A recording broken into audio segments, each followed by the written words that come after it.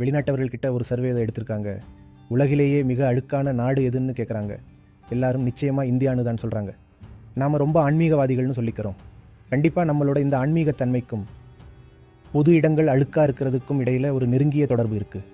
வறுமை ஒரு காரணம்தான். ஆனால் வறுமை மட்டுமே காரணமாக இருக்க முடியாது. ஏன்னா இந்தியாவை விட ஏழ்மையான நாடுகள் கூட இவ்வளோ அழுக்காக இல்லை. நம்ம கவனித்து பார்த்தா நம்மளோட வழிபாட்டு தலங்கள் தான் ரொம்ப அழுக்காக இருக்குது. ஆனால் இதே விஷயத்தை நீங்கள் வீடுகளுக்குள்ளே பார்க்க முடியாது. வீட்டுக்குள்ளே சுத்தம் இருக்கும். வீட்டில் சாமி அறை இருந்தால் அது ரொம்ப சுத்தமாக இருக்கும். எனக்கு தேவையானது கிடைக்கணும், மற்றவங்க என்ன பண்ணுறாங்கங்கிறது என் பொறுப்பு இல்லை. எனக்கு சொர்க்கம் கிடைக்கணும், எனக்கு மோட்சம் கிடைக்கணும். நான் ஒருத்தருக்கு தர்மம் பண்ணுறேன்னா அது எனக்கு புண்ணியம் கிடைக்கணுங்கிறதுக்காகத்தான். ஒருத்தர் நான் காப்பாற்றுறேன்னா அது எனக்கு பாவம் வந்துடக்கூடாதுங்கிறதுக்காகத்தான். இப்படி எல்லாமே தனக்குள்ளேயே சுருங்கிடுது. இப்படி தன்னோட பொறுப்புகள் சுருங்கி போனதால் உலகம் அழுக்கானா எனக்கு என்ன, என் தெரு அழுக்கானா எனக்கு என்னன்னு நாம் கவலைப்படுறது இல்லை. நான் என்னோட மோட்சத்துக்காகவும் விமோசனத்துக்காகவும் கங்கையில் போய் குளிப்பேன். ஆனால் அதே கங்கையை அழுக்காக்குவேன்.